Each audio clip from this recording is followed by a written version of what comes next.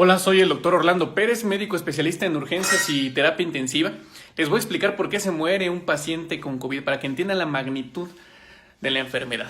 Bueno, como todos sabemos, los pacientes con COVID en su forma moderada, grave, tienen que ser pacientes que están hospitalizados. Un paciente grave por COVID ingresa principalmente por insuficiencia respiratoria. Los pulmones generan algo que se llama síndrome de distrés respiratorio agudo, que baja muchísimo su oxigenación y eleva el dióxido de carbono, y los pacientes pueden fallecer por insuficiencia respiratoria.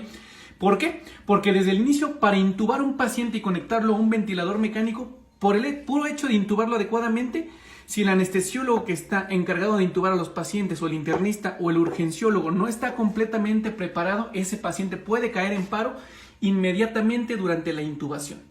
¿Ok? Quien sea debe ser el mayor experto en intubar al paciente para que sea el primer intento, porque si no, también ellos se van a contagiar.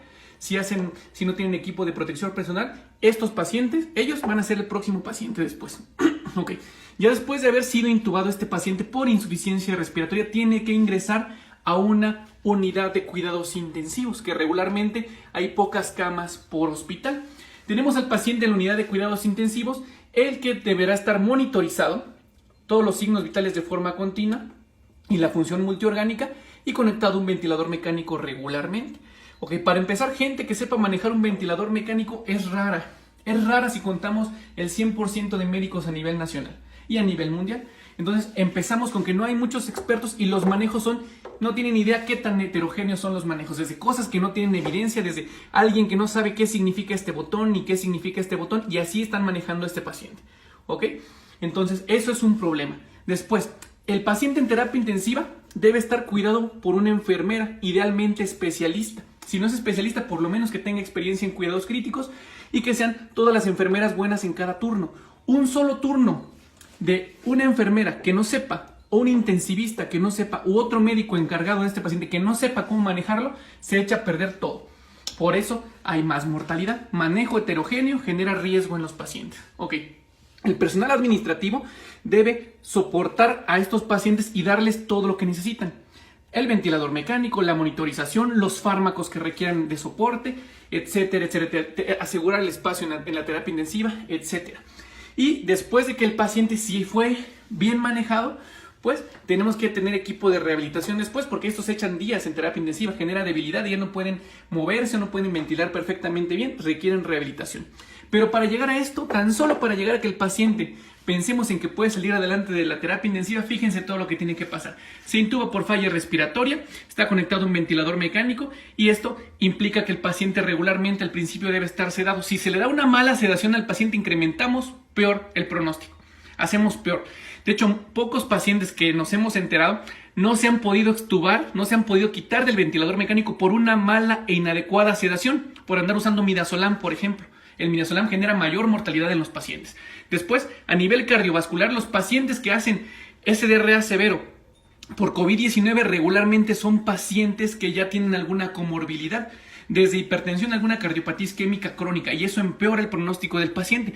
El paciente hemodinámicamente regularmente llega inestable, hipotenso. No sabemos si la hipotensión de entrada es por un proceso séptico viral, o inclusive puede generar una miocarditis por el mismo virus. Entonces, si el paciente no mejora rápidamente con un vasopresor, hay que ponerle seguramente un inotrópico, hacerle un ventaneo ultrasonográfico al corazón o pedirle un ecocardiograma, lo cual no hay disponibles en México en la mayoría de hospitales médicos que hagan ecocardiografía.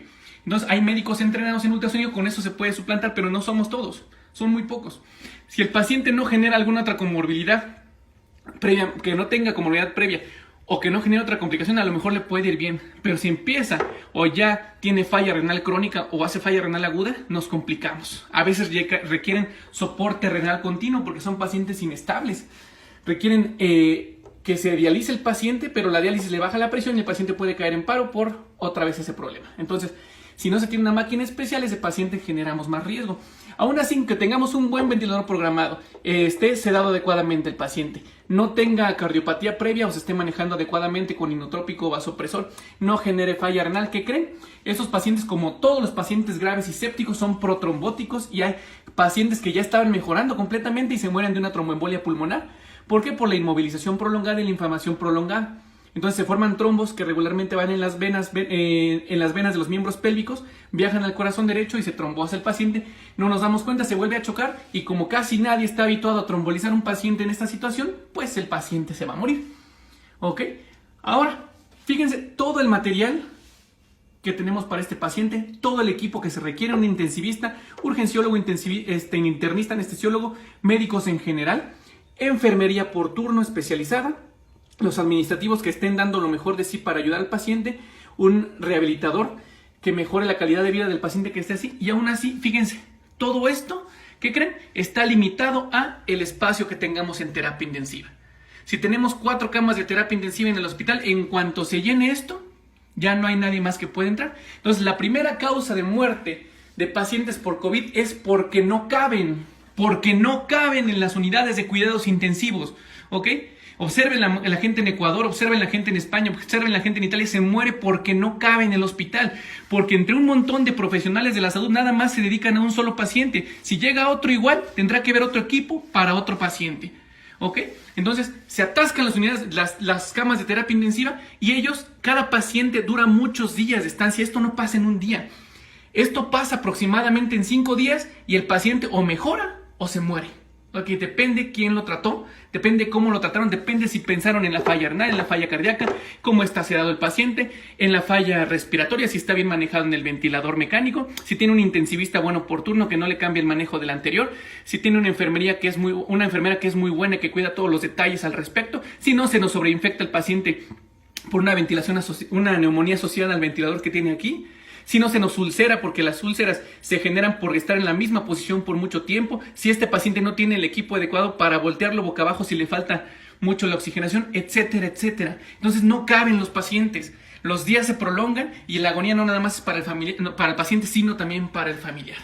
Tómenlo mucho en cuenta para pensar si no se van a cuidar los próximos días, si van a seguir saliendo de su casa, si van a seguir sin hacer caso de las recomendaciones del gobierno de no salir.